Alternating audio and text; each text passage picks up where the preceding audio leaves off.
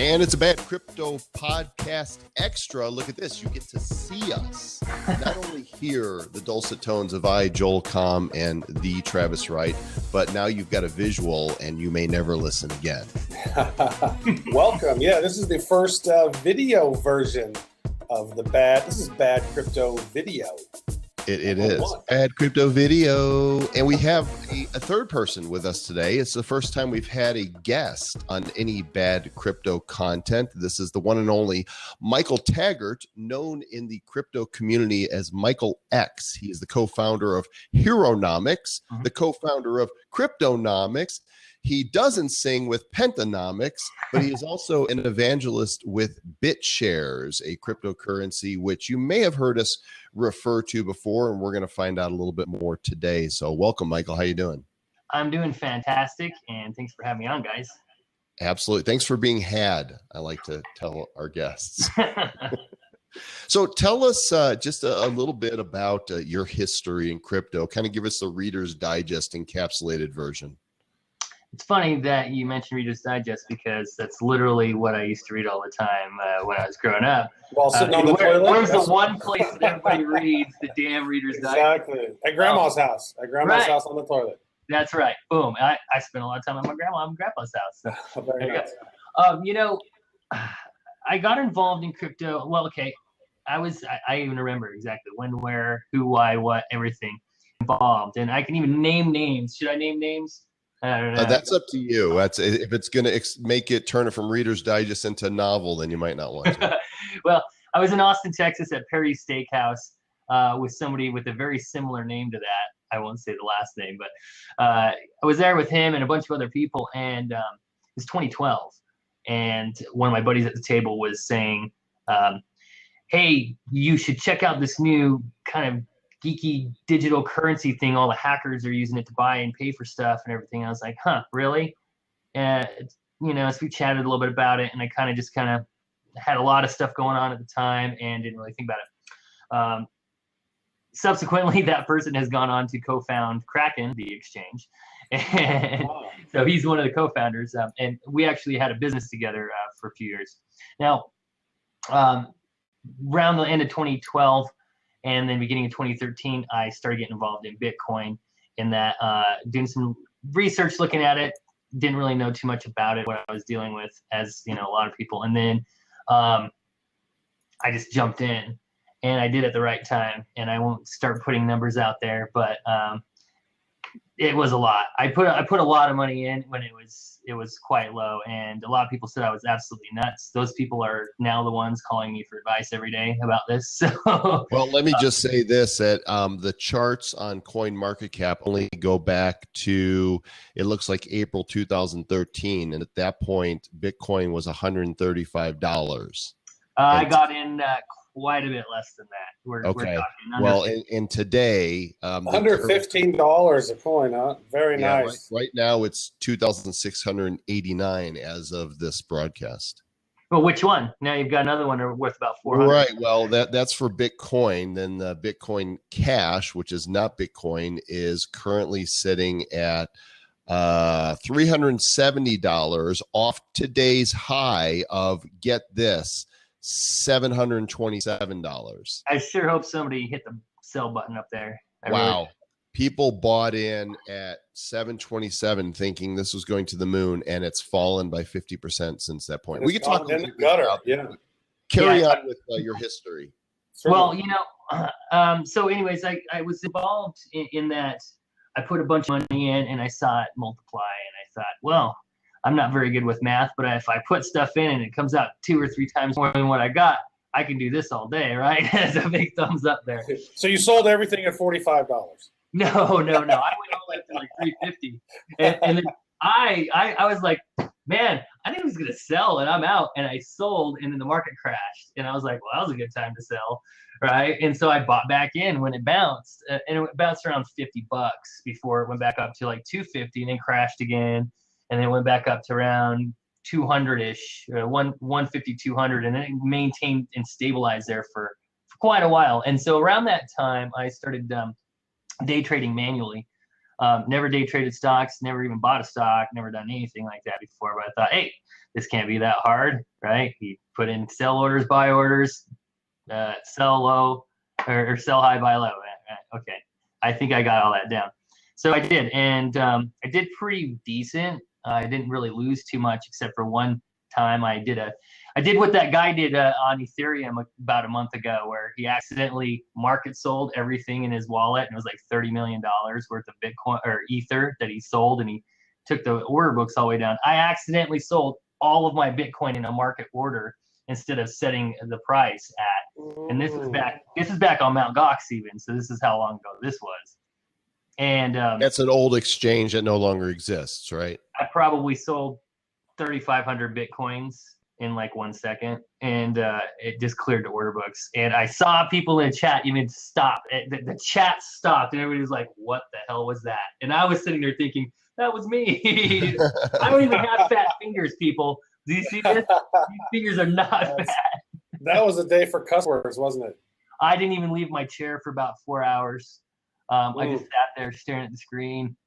That was my first lesson in being careful with crypto and stuff. So at that point, I thought, well, I can't trust myself, so I should probably trust some software. And so I went and hired a couple of engineers to make some trading software for me. And then the trading software just monitored 2 or 3 different exchanges.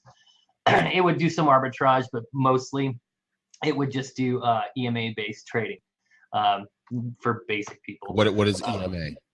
It's just you just look at statistics for where it's been at statistically for X amount of time, and then you'll just want to buy and sell based off of some of those figures, and you'll put in some thresholds for losses and such. But I started doing that for a while. I was selling it to other people because everybody was wanting to trade Bitcoin. It was getting all hot and everything like that, and then that really got me into it. Now, here's where we kind of pause, because I was selling, lots of Bitcoin trading, having a good time selling the software, thinking this is awesome. Buying that Litecoin, it was like freaking 20 cents, sold it at 40, the first time it went to 40. And so I was like, all right, man, I think I got this down a little bit. And then I met Dan Larimer and in Austin, Texas at a different event. I met a lot of people, man. I met pretty much everybody that you can really think of in the crypto sphere at that time was there at the conference. So we met Andreas. We interviewed him. We interviewed Ryan Kobe. We interviewed Trace Mayer. I've met Trace several times. Which these are names that are you familiar with these names, Travis? I've heard of a couple of them, but I mean, that's one of the things is that with Joel and I getting in this space and ramping up, some of those people who've been around for a long time, maybe, especially to our listeners, they're going to be like, who's that? I have no clue. But yeah, there's been some pretty interesting people who got in early, who were some pretty strong evangelists for this, who got us to the point where we are now. So we got to give it out. We got to pour one out for our homies. So suffice to say that the names Michael is dropping here, these are people who are known quantities in the cryptocurrency field, people who've been around a long time. Well, Andreas Antonopoulos in particular is the head of security basically for blockchain.info, and he's been one of the leading evangelists for Bitcoin in and of itself and blockchain for as long as I can remember, really. And so we were really lucky to be able to interview all these folks at the conference, and everybody let us interview them, as well as Dan Larimer and his team. Now, what was interesting about those conversations is that's where that's where like the light bulb really went off for me about blockchain, not Bitcoin, right? There is a huge distinction between the two. And once the light bulb goes off for people and they understand blockchain and what the implications are for it, that's what gets really exciting about this technology, the space, everything that we're doing in here, from shitcoins to not shitcoins, really. I mean, everything in between. That's what's exciting about it. And that meeting in particular, I remember, again, we went to a steakhouse. I was vegan.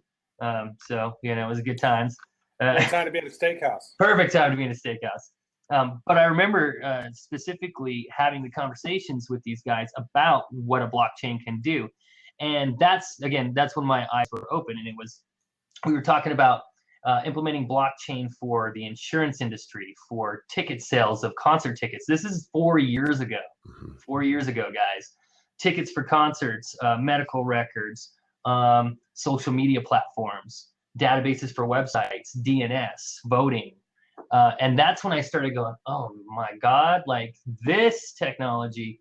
And I remember, like you, Joel, all of us, I guess, and probably most of the people that are listening to this right now remember a time when there was no internet, and then there was. My son, you know, he doesn't even remember that time. They don't even understand any of that, but we do. They don't even remember when there was not a mobile phone that was an iPhone. Right. 10 years ago. Open up apps and I used to have a mobile phone this big. Right. Be like, yo, what's up? In a bag. All right. You could club a baby seal with it and talk to somebody on the other side of the planet. It was a utility phone.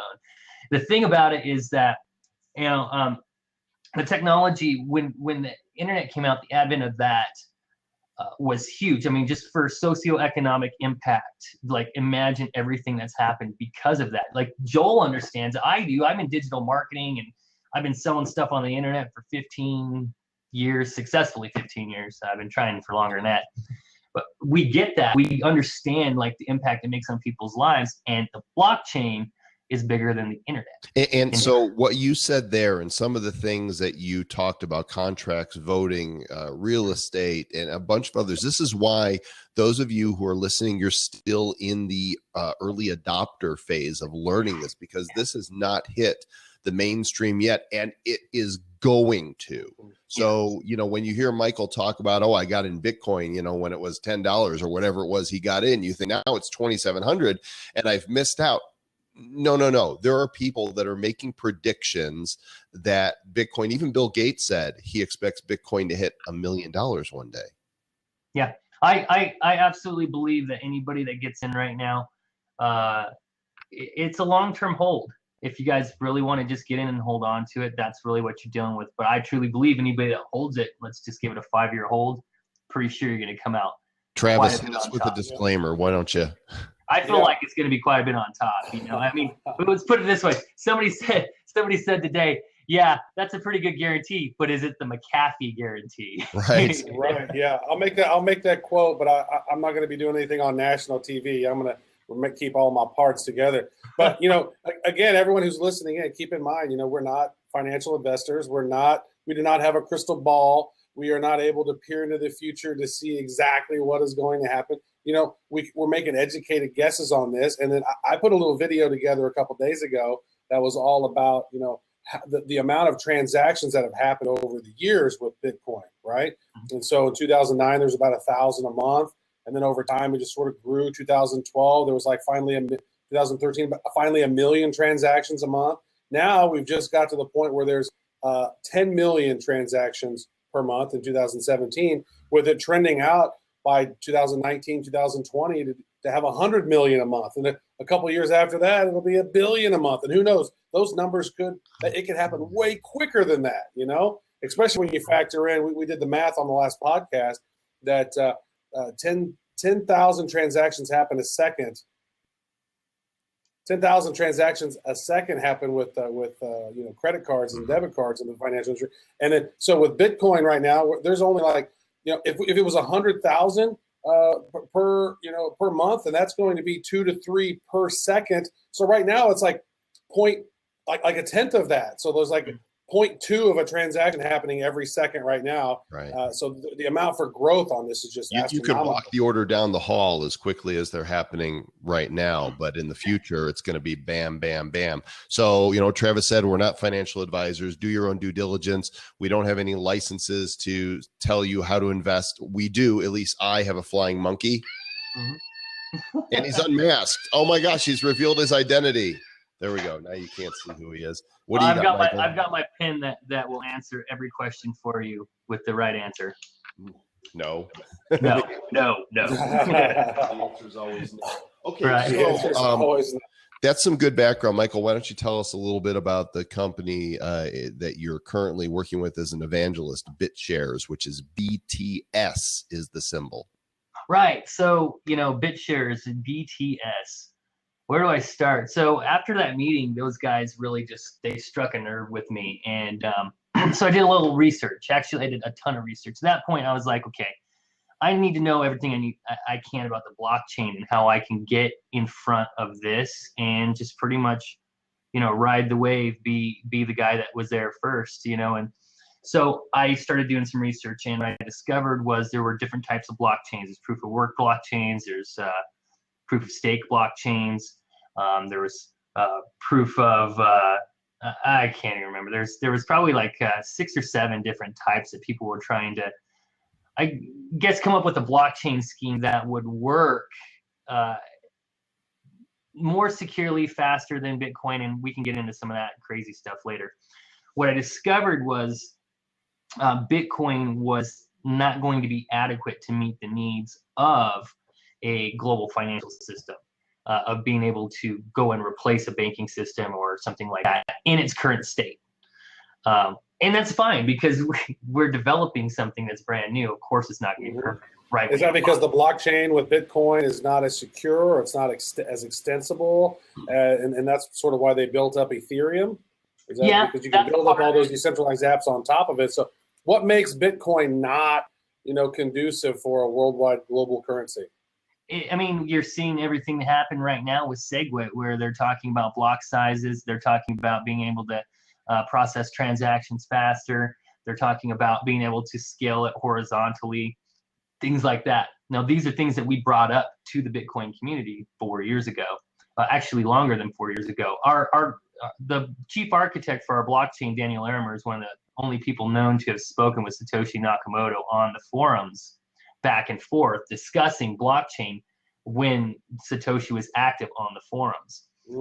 And they actually kind of butted heads a little bit on some of the topics because Daniel brought up the fact that in its current blockchain, Bitcoin would be inadequate because of the block sizes, because of the speed of transactions, to be able to take on any sort of global adoption or any sort of mass adoption.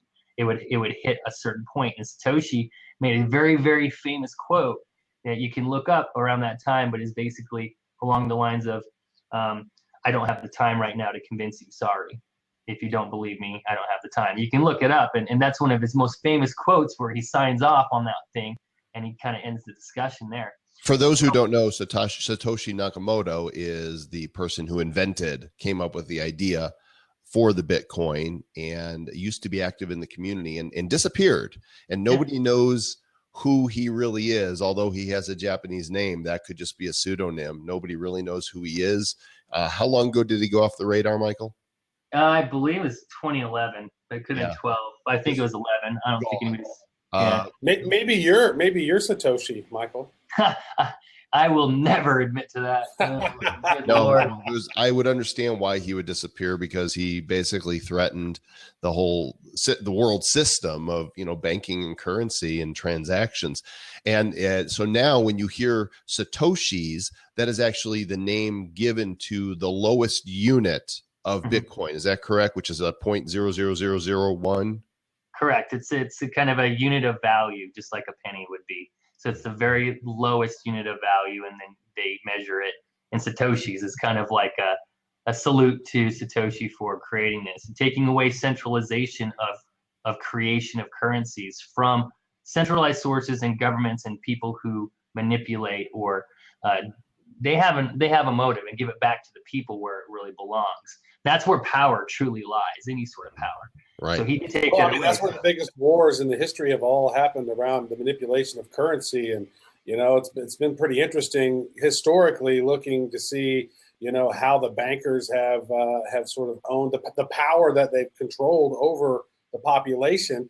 And now we're at a point where, money can be decentralized and be transparent in a way that's never happened before. So it's almost like, wow, the potential freedom aspect of this, is amazing. As I look beyond that, it's way beyond that. And in fact, I'm going to show you guys in just a few minutes how you guys can mint your own currency. Okay, so let me guide us here, Michael. That Bitshares has currently got a market cap of $363 million. One Bitshare is sitting at 14 cents. And there's about almost 2.6 billion BitShares in circulation. This is not a small market cap and not a small currency. So no, but let's make a note also that when you look at that market cap, you need to consider other blockchains, Steam and Peer Plays and Muse. Right. Those so 3 blockchains. Explain. So why BitShares and how do they tie into these other cryptos? Right. So BitShares, we went about going through this mass adoption phase and creating a blockchain differently than everybody else. I was brought in as a consultant. I've been a digital marketer for a long time, so I brought a lot of, I guess, consumer awareness and stuff to the developers and engineers who weren't really thinking about that sort of stuff. So we built into our blockchain things like a referral system. So if you refer anybody to our blockchain or wallet or anything like that using a referral code, you get pieces of their transaction fees for life. So we built in a viral aspect to allow people. Internet marketing influence right there. What do you want? What do you want to do? I mean, everybody's going to rep it anyways, and if they're going to be able to get some money out of it or be able to build a business off of it, and we did that to incentivize developers and software developers and people that would create gateways and people that would create applications that ride on our blockchain. Because then as they create these applications, they're bringing in these user bases and they're able to monetize that on top of whatever they're monetizing in their business. So we're trying to help them build revenue streams and trying to incentivize people to build their businesses on our chain. We also did things like recurring payments. We also looked at transaction speeds. So you were mentioning, Bitcoin's transaction speeds and stuff. Bitcoin can do maybe 10 million transactions, what they're kind of pushing right now per month. We routinely on our blockchain do 1 or 2 million a day, easily, very easily. And we've been able to benchmark our transactions per second up to 180,000 per second. Now, that is something that can replace the global finance system because NASDAQ only does 35,000 a second. Visa and how many you guys are doing? We do 180,000 per second. A second, 180. That is 18 times what the credit card industry does. Pretty much, yeah. Wow. Yeah. And the reason why we built it is because there's no way you're going to get adoption on a global basis until you're able to handle that kind of transactional volume and that kind of operational volume. And on the other side of that too is that we wanted to develop the blockchain to do other things besides just trading a bunch of tokens around that have some sort of arbitrary value associated to them. We're looking at taking the blockchain and using it for databases on websites to run social media websites. So I mentioned Steam a moment ago. Steam is a currency. It's a blockchain currency, and steemit.com is a website, social media website that Steam is a native currency on. The entire website on Steemit is ran by the blockchain. It is completely 100% blockchain based, which is it's an amazing feat. It's the world's first blockchain-based social media site. Now, when it comes to social media sites, think about this. Facebook does 52,000 likes per second on average. How would any sort of blockchain be able to keep up with that? They can't, right? Because that a like is a transaction or is an operation. So when you're sitting there, and that's just likes, imagine all the comments that are going on and all the other stuff and the postings and this and that and the other. So in order to be able to develop something of that magnitude, we had to think outside the box and say, okay, we have to do something different. We have to create something different. It has to be robust enough and to be able to handle industrial and commercial size applications. So BitShares, Steemit, Steam, we'll say, Peer Plays, Muse, all of those run on the BitShares Graphene blockchain. Okay. We've developed probably 5 or 6 different blockchains over the years, more than any other company on the planet, really. We've done private blockchains as well, but those ones are public. And the most technologically advanced public blockchain that we have some stuff private, but we're not going to talk about that, is Graphene. And so Graphene is open source. You can license it through our open source MIT license, and then basically you can run all sorts of stuff on it. So we've actually got our own decentralized exchange that runs completely on this blockchain called the DEX. It's the world's first decentralized exchange. It's been around for 3 years and 29 days. with no security incidents, with no hacks, with no problems, with the ability to settle any transaction in 3 seconds or less. We don't store that sure doesn't happen with Bitcoin, that's for sure. Right. You're like, and then like 3 days later. Right. Well, so that's the point to that, Travis, is because you just illustrated it, is that it's too slow for certain things. Like you see these ICOs that are happening. So we can talk about Ethereum for a minute because you brought it up a few moments ago. Ethereum tried to solve the problem and they got to 25 transactions per second. Okay, so that's where they got to solve the problem. Smart contracts and smart coins and DAOs and DAX and all that stuff. We had been discussing, we called them DAX, they called them DAOs later on, a decentralized autonomous company. So Bitshares is a decentralized autonomous company. It's the very, well, I would actually submit that Bitcoin's the first stack, but because it is. So there is no Bitshares HQ? No Bitshares HQ. There's nowhere that you can deliver papers, or there's nobody that will sign a subpoena because there's nobody that runs it. I'm not on the company records. Nobody is. There is no company records. The blockchain and the software runs the entire thing. It runs it's like master program of Tron here. Pretty much, you know. And so Bitshares itself is a decentralized company. It runs itself. The blockchain runs it based on the parameters that it was set at. And here's what's funny about it. It's a profitable company. It gets transaction fees based on the transactions. And so Bitshares takes its piece every single day. And right now, Bitshares has over 150, almost $200 million in liquid capital that it can use at any given time to hire programmers, to do websites, or do whatever. So there's a board. There is no, well, we call them we basically elect committee members. And so what it is we call it delegated proof of stake. It's a type of blockchain system. And what we do is we elect miners, we call them witnesses that mine or do the witnessing, that sign the blocks. We elect witnesses, and we elect committee members. And the committee members can then make some decisions. But what happens is, if you want to make a decision on there, let's say you want to, Joel, you want to create a new wallet for the Bitshares blockchain, and you want to say, man, I don't want to pay for it. I want the community to pay for it. So you can submit a worker proposal in our system, and you can say what it's for, say who you are, put some links in there if you have any documentation, whatever your business plan is, and request that they fund it and say how much money you need. And everybody votes on it. Where we were going to go with creating your own token, or is this is part of it? Completely different. So completely different. Okay, let's time out a second, because we have some breaking news at the Bad Crypto podcast.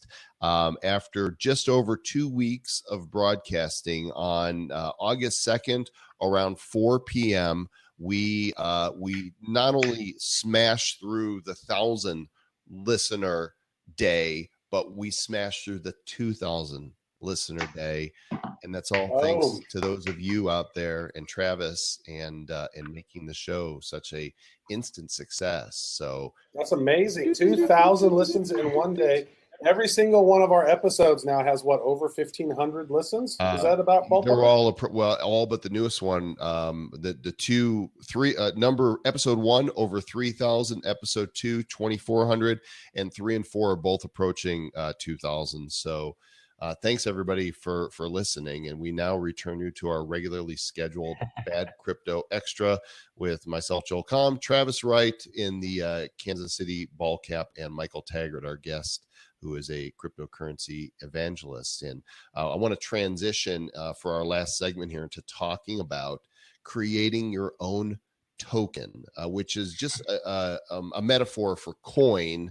But I think we use the word token so as to avoid any legal confusion. Why don't you explain what it means? Yeah, that's true. Real quick, though, I have a joke. Okay. Because I noticed that there was a pot coin that is out. It's a cryptocurrency for dispensaries in the states where medical marijuana is legal. Like it's Colorado. It's called the pot coin. How come did they not call it pot token? Or token pot? Because it seems like that's it would have been appropriate. So as you can see, That's my joke. This is the Denver skyline behind me. I live in Denver, and there's dispensaries all up and down the various. And that's smoke. That's not clouds. That's actually smoke. Yeah, right. A mile high here. A mile high. I don't smoke. So okay, good joke. Thanks, Travis. Yeah, you're welcome. That's great stuff. I'm actually speaking at a cannabis conference. Well, this month now, in a few weeks, in Las Vegas, to discuss this very thing, which is them being able to utilize crypto or digital tokens in some way. That's a big problem probably for those dispensaries, right? Because they can't hold cash. A lot of banks won't accept their deposits, so it makes sense that crypto is a unit of transfer for money. But yeah, absolutely. Makes sense to me. Yeah, it's a safety issue with them as much as anything else, because when you're handling large quantities of cash, it's a risk management issue, a safety issue, security, and everything else. So, but back at this, so yeah, you can create coins for just about anything that you want to. So, just case in point, and then I'm going to share my screen so everybody can see kind of what's going on over here. We have a Telegram group, Telegram channel for Bitshares. And we've got a couple of people that are in there all the time, day in, day out, answering questions, helping people out, jumping onto private messages and stuff like that, and assisting them. And I don't know about you guys, but my time's valuable. Theirs is too. And so what he did is he just went into the Bitshares wallet, the DEX here in a minute, because every wallet that we have has an inbuilt basically exchange in it. He went in there, he created his own token called Fab token or Fab coin, and basically said anybody that has a Fab coin can redeem it for 1 hour of my consulting time. But you can answer any question. I will help you with anything that you need, whatever. And he's already created an economy off of this. So I'm looking, would this be on CoinMarketCap, or is this a separate thing? Yeah, he'd have to ask them to actually list it. But if you were to go to CoinMarketCap and then go to the assets tab, that's where you're going to see different assets that are in there. So if you can go there, and we can actually go there, I can screen share here in just a minute. Okay. And I'll go there just to show you guys. We've actually got a couple of different assets that are in CoinMarketCap. I'm curious. So if you go to CoinMarketCap right now, up at the top, upper left, you see there's 836 currencies, 187 assets, and 4,864 markets. Are those the exchanges? Those are exchanges. So it's 4,864 exchanges. And that isn't even all the assets and currencies that are out there. In Bitshares DEX alone, we've got thousands of assets that are trading in there at any given time. And out of cryptocurrencies, probably a few thousand of them. CoinMarketCap just doesn't list all of them. That's the only difference here. Okay, go ahead and pop your screen up so we can see what you're seeing, Michael, and you could take us. Yeah, I just want to make sure I got the right one here. I want to. Okay, here we go. Excellent. All right, so this is the asset section. You can find it right here under assets, and you'll see the platforms that are on here. Now, I want to note that EOS is actually, it's on the Ethereum platform right now as tradable. However, EOS is not going to be an Ethereum-based token when it's out officially. They're tradable right now until they're going to be live, and then EOS is actually built on Graphene rails, and then they're actually developing it out from there. So they actually took our stuff and went from there. I also am predicting, I'm not a financial advisor or anything, or prognosticator. I would say, however, that EOS, I believe, is going to be the first $1 billion ICO. It's already well past the $400 million mark in terms of donations that it had gotten. But it's still got like 330 more days left of donation phases. So pretty sure it's going to hit over $1 billion. And that's incredible. Yeah, that's pretty yeah, it's just crazy. But what you'll see here is you'll see the platforms, and you'll see some platforms in here. You got Obits right here, which is in the Bitshares arena. You've got, I'm looking right here. I see NEM, I see Waves, I see Omni. So you've got BitCNY, which is actually, that's an interesting one. That one's Chinese, basically a Chinese yuan. We've got BitUSD. So here's one right here that I want to kind of mention for a minute.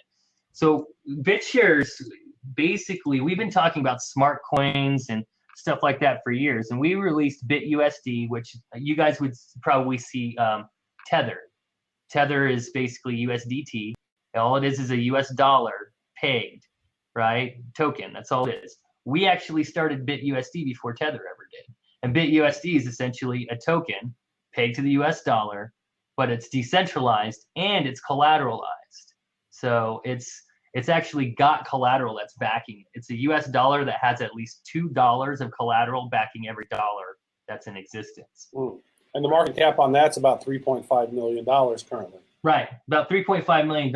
And what you'll see is whenever you see Bitcoin or the other cryptocurrencies start crashing and going down a lot in value, you'll see a mass migration of people over in the Bitshares blockchain index, moving over to BitUSD and BitCNY, because those are stable stores of value, right? When your Bitcoin's hitting the floor, you can ride something that is just sitting there the entire time stable while everything is going down, and then you can buy back in and catch the bounce up. A lot of people are doing that, right? Yeah, that's fascinating. There's only 3.5 million of them in circulation as well, right? Because those coins, so that's what's interesting, and I'll show you in just a moment. Because those coins are collateralized by the users, by me, by you, by anybody who's out there. So I can go and create BitUSD by just going to the market and okay, now what are you using here? Is this an application that you can download from Bitshares? It is, and I'll show you that where that looks really cool. Wow, check it out. So yeah, I mean, it's all fancy, Michael. That's some fancy stuff you got over there. Right. It's a little crazy, but you can actually create your own BitUSD. You can buy BitUSD from somebody who's created it, kind of like the Fed, right? The Fed just spits out money.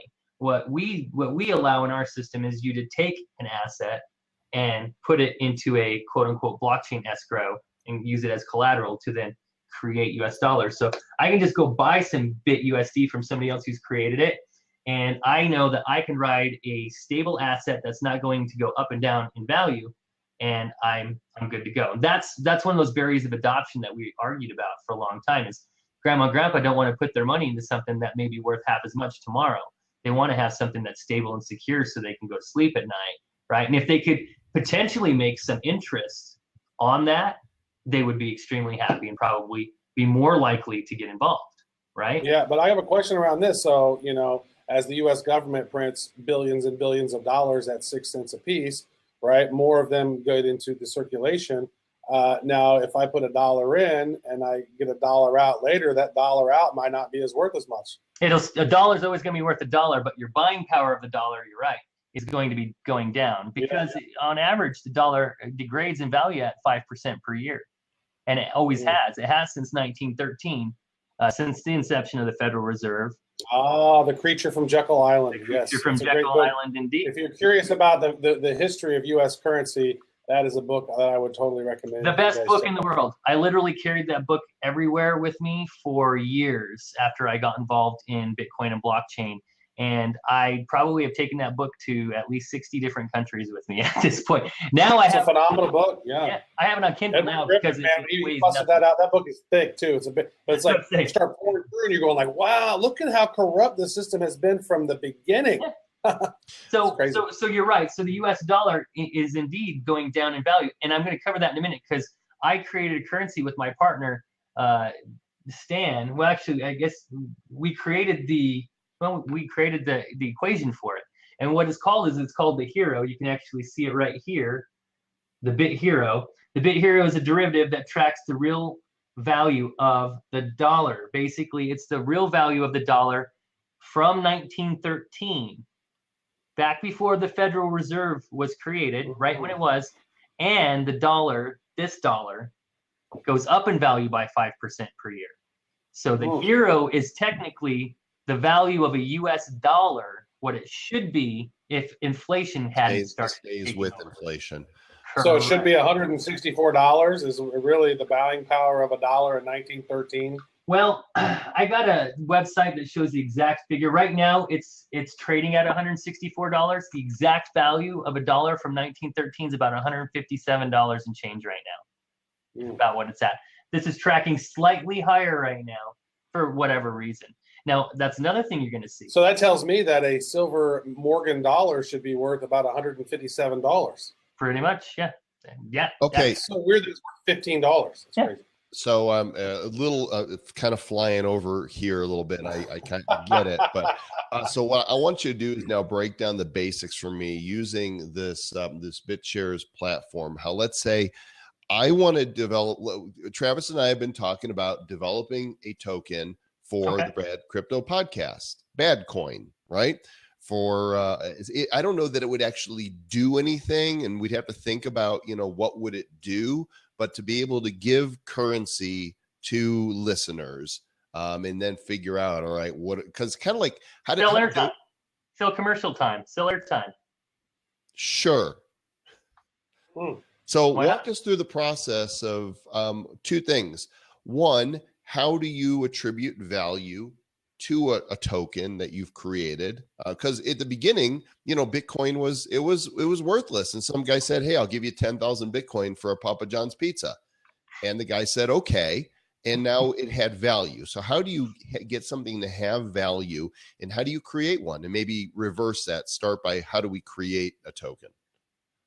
Well, creating value, that's a pretty tall order to explain. I mean, one person may create something that has value to somebody else and may not have value to anybody else. BADCOIN, for instance, I mentioned earlier, may not have value to anybody who, they don't know Fab. They don't even care about blockchain. What the hell do they need that for?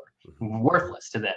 But an hour of Fab's time in him walking you through creating your own currency is priceless, because if you try to go out there to somebody in Ethereum, a developer, and ask them to create a coin for you, they're going to slap you with a $15,000, $20,000, $50,000 price tag to create a smart contract and do this. Well, I'll show you what. One thing, you can make a coin in here that has all of those types of capabilities in about 5 minutes. Now, some of the capabilities are a little bit different than others. So you mentioned having one of value. So for instance, the hero, it relies upon an equation. And I'll bring it up here so I can show you the actual equation. The hero relies upon an equation to come to its value. How is it able to do that, right?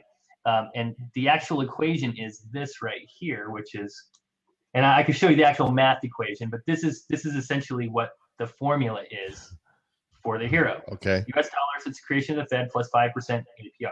That's it, right? And so all it does is it's just a math equation that just calculates specific date and time from a date and time in the past, and then it just assesses a small amount of interest to it every single day, so it tracks that value. It's a smart coin, but it's not hyper smart. Alternatively, you don't need that. You can just create a coin or a token. You can put it out to the market and just let the market decide what value. Okay, walk us through that. Make it real easy. All right, so you go up to your account section, and then you'll have your account name. Now you can have tons of accounts and stuff like that. Over in this section over here, it says issued assets, okay? And if you click on issued assets, you can create your own asset within this section. Now, this will be tradable on the DEX as soon as you release this out to the market. So I'll click inside, and it'll ask you for specifics. So it'll say, what's your symbol? So we can say BADCOIN. Now, I would urge you guys, as soon as we're done with this, to go create this so nobody else does. Now that said, you've got BADCOIN, so that could be your symbol, or you could say it's BC, DN if you want that to be the actual ticker symbol, right? Let's just say bad, right? You could just do bad. I think BAD was available. It looked like, but this is the bad crypto coin. You can't use BCC. It is. Now here's where you need to consider the name. Okay, there is a fee to create a coin on our network, okay? Because now we're gonna have to administer all this stuff and and we're gonna have to, the software's gonna do that. But we're good for it. We know this guy named Michael Taggart. He's a real cool guy. So what kind of fee would somebody have to incur? So check this out. Watch the fees down here. Watch the approximate fee down here. So if it's a one letter, right? So let's just say a K coin. Now you got to do a longer one. So you can do 3. So on 3. You're looking at 97,000 BTS right now at today's market price. Which is? So let me just calculate that real fast with my handy dandy calculator, because math sucks. We're just going to say, 97,117. Oops. Times times 14 cents. Yeah, well, my calculator doesn't like It's about 13,000. Okay, so what, 13,000? So let's go to type in one more. And now it's a fraction of that, 24,000, right? So however long the name is going to determine your fee. It's kind of like a domain name, guys, if you think about it.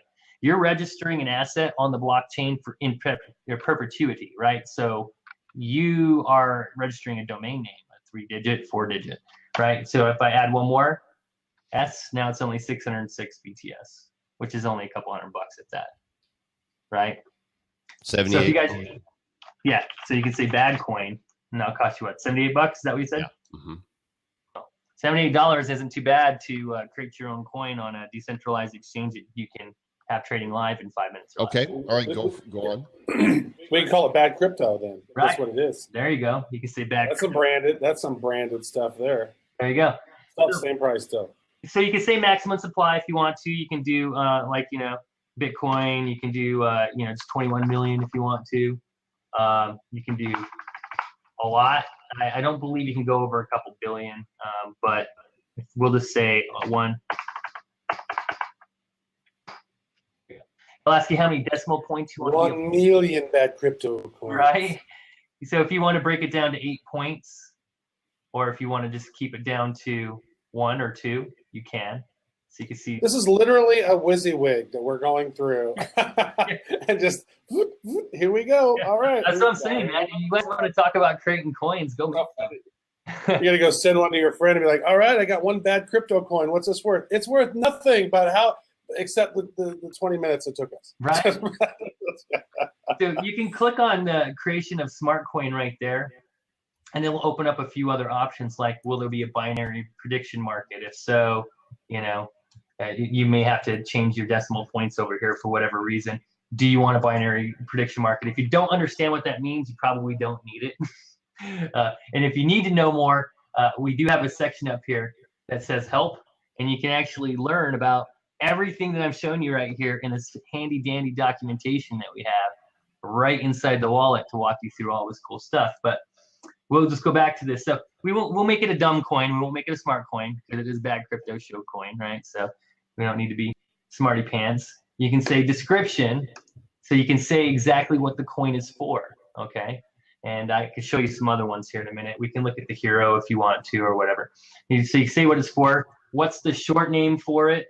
You know, so you can say bad crypto. You want to. What's the asset name, like the symbol? What do you want to be the actual ticker symbol? You know, so that can be probably bad. BAD. Bad, right? The name asset does that. not exist. You guys so need to take that. I can't believe that somebody has not registered that yet. No, we're going to. This is going to be hilarious. We're going to do it, and we're with your guidance, good sir. Right. And actually, the first 10 people who comment below on this video, we'll give them X amount. Crypto. Yeah, so don't hit create asset, right? No, I won't do it. Because it'll ask you, are you sure? Because you have to unlock your wallet in order to now, do can it. you go into, before, so you don't go further in this, can you pop into another currency you've created to show us the rest of what's in there? So we can go look at any of these. So if you go in there, you can look at smart coins, user issued asset, and prediction market assets. So, I mean, you guys may not even know this, but we've got entire prediction markets in here. We got some crazy stuff in here. I don't think anybody realizes. Let me ask you this, Michael. When we create that asset, how does it then, how does it get listed where people can trade it? Is it only through your exchange? It's only through our exchange, but any exchange that that trades BitShares or any BitShares related coins can add it to their exchange in like less than 5 minutes, because all of our coins ride on the same type of chain. They don't have to go and they don't have to code any new chain to add it to it or anything like that. They can just add it, the ticker, and they can add the price feed directly in from our block. Is that something they do? Like you just ask, or do you have to petition? Nah, you typically just ask. Sometimes they hold contests about, hey, which coin should we start listing over here next week or whatever. Typically, we just hit them up though. But all they got to do is just run a price feed from the Block Explorer to do it. But so, like, look at this. This guy right here. This is a good example. Anybody can create a coin or token for anything. This guy right here created a token called End War, okay?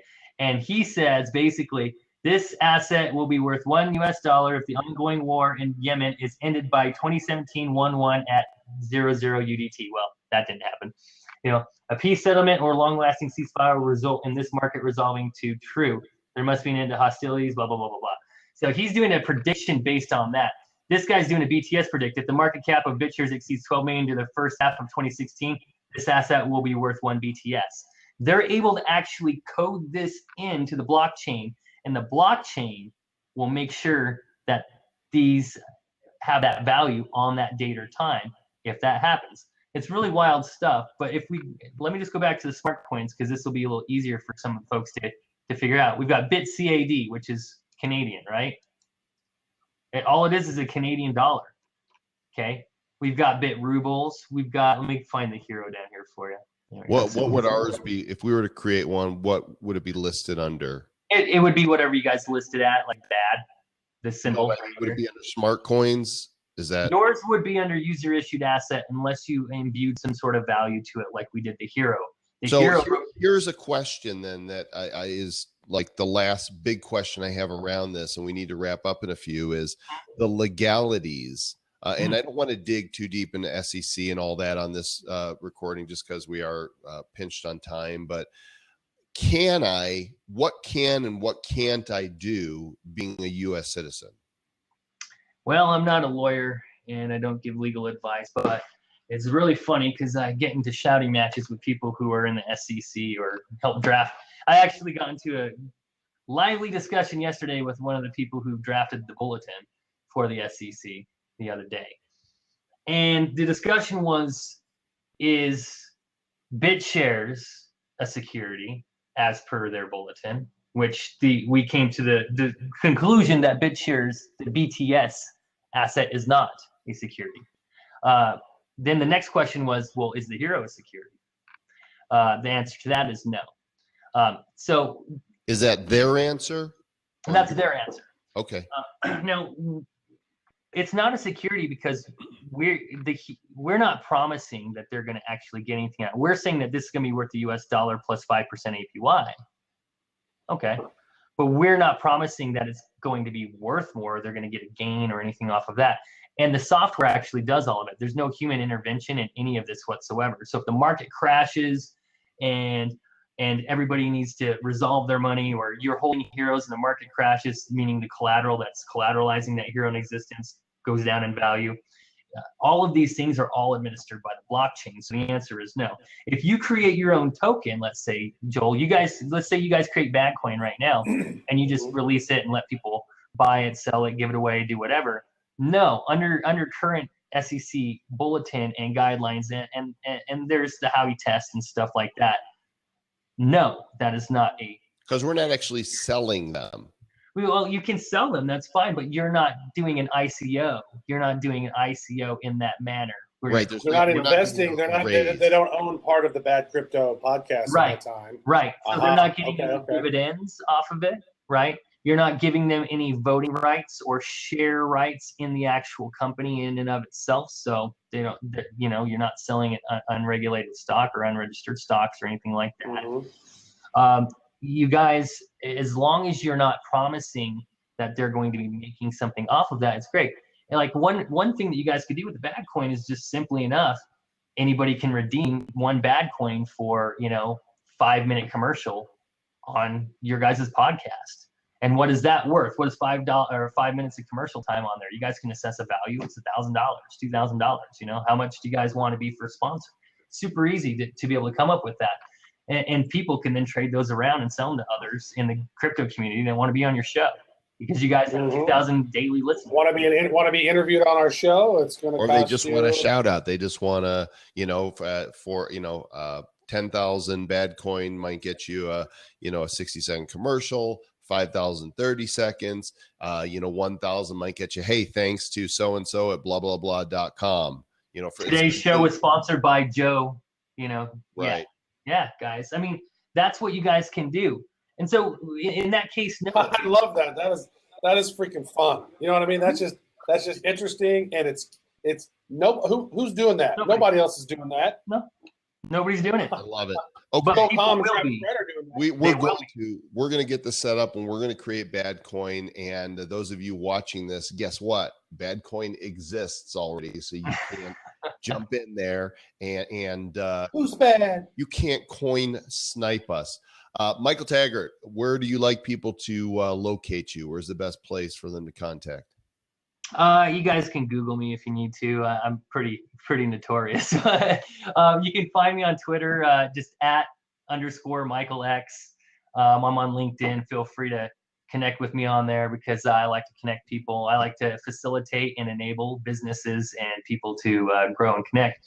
And my biggest thing that I want to do here in this industry is facilitate as much growth as possible. So if people have questions, if you want to route them to me, if they have questions about creating their own tokens, if they have questions about starting their own ICO, because I do have an ICO launch company, if they have questions about any of that sort of stuff, feel free to contact me, tweet me, hit me up, because I'm here to help you guys out, answer these questions, and get everybody up to speed on this blockchain stuff. Awesome. Thanks, Michael. And Travis, take us home for the viewers of the special Bad Crypto podcast thing. Yeah, the Bad Crypto video #1. Bad Thank Crypto you so video. much. It needs a little jingle. Yeah, it does. It's like, yeah. We'll have to work on that. Bad We're Crypto doing that video. jingle. Thanks for tuning in. This has been a real treat. Thank you, Michael, for jumping on. That is great. And again, feel free to subscribe, rate, and review, all of that great stuff. And before you know it, you'll have a little bad coin up in your pocket. I want some of this BADCOIN. Oh, yeah. You got it, bro. Okay, everybody. That's good. Do good stuff. That's awesome.